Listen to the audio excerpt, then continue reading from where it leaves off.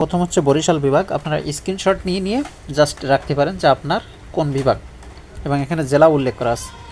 আসসালামু আলাইকুম dear viewers, বর্তমান বাংলাদেশের যে সিচুয়েশান, এই সিচুয়েশানে ছাত্র জনতা সকলে আন্দোলনের মাধ্যমে বাংলাদেশের বর্তমান যে পরিস্থিতি, এই পরিস্থিতিতে আমরা দেখতে পাচ্ছি যে বিভিন্ন জায়গায় কিন্তু হামলা ভাঙচুর এগুলো কিন্তু হচ্ছে।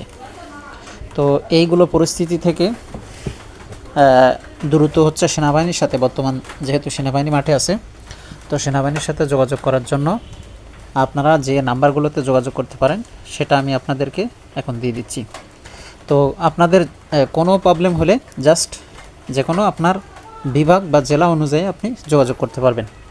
তো এটার জন্য জাস্ট এই লিঙ্কগুলা অর্থাৎ এই নাম্বারগুলো আমরা ভিডিওতে দেখাচ্ছি, এবং সাথে সাথে এটার লিঙ্ক আমি আমার ডিসক্রিপশন বক্সে দিয়ে দেবো। জাস্ট লিঙ্কে ক্লিক করলে আপনি নাম্বারগুলো পেয়ে যাবেন। তো এখানে দেখেন, এখানে কিন্তু বলে দিয়েছে 7ই আগস্ট বুধবার সর্বসাধারণের অবগতির জন্য জানানো যাচ্ছে বর্তমান পরিস্থিতিতে জনসাধারণের জানমাল, সরকারি গুরুত্বপূর্ণ স্থাপনা এগুলো হচ্ছে নিরাপত্তা প্রদানের জন্য সেনাবাহিনীর যে সদস্যরা রয়েছে, ঠিক আছে, এরকম কর্মকাণ্ড যাতে না হয় এবং মানুষের প্রাণহানি রক্ষার জন্য এই নাম্বারগুলোতে, নিচের যে নাম্বারগুলোতে যোগাযোগ করার জন্য আর কি সেনাবাহিনীর পক্ষ থেকে বলা হয়েছে। তো এটা দেখেন, প্রথম হচ্ছে বরিশাল বিভাগ। আপনারা স্ক্রিনশট নিয়ে জাস্ট রাখতে পারেন যে আপনার কোন বিভাগ, এবং এখানে জেলা উল্লেখ করা আছে। তো প্রথমেই দেখেন বরিশাল বিভাগ, এরপরে আছে চট্টগ্রাম বিভাগ, এই যে এখান থেকে চট্টগ্রাম বিভাগ। এরপরে যেটা আছে সেটা হচ্ছে ঢাকা বিভাগ। ঢাকা বিভাগের জেলাগুলো যেগুলো সেগুলো কিন্তু উল্লেখ করা আছে এবং নাম্বার, একাধিক নাম্বার দেওয়া আছে।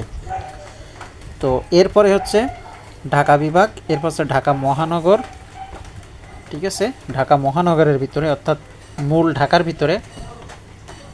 এরপরে যেটা আছে সেটা হচ্ছে ময়মনসিংহ বিভাগ। তারপরে আছে হচ্ছে আমাদের খুলনা বিভাগ। আমি যেহেতু খুলনা থেকে, তো এখানে কিন্তু জেলা সহ দেয়া আছে এবং একাধিক নাম্বার আছে। এরপরে হচ্ছে রাজশাহী বিভাগ। দেখেন রাজশাহী বিভাগের নাম্বারগুলো কিন্তু এখানে আছে জেলা সহ। তারপর আছে রংপুর বিভাগ, এবং একদম লাস্টে আছে সিলেট বিভাগ, এবং সিলেট বিভাগের জেলাসহ কিন্তু নাম্বারগুলো দেওয়া আছে।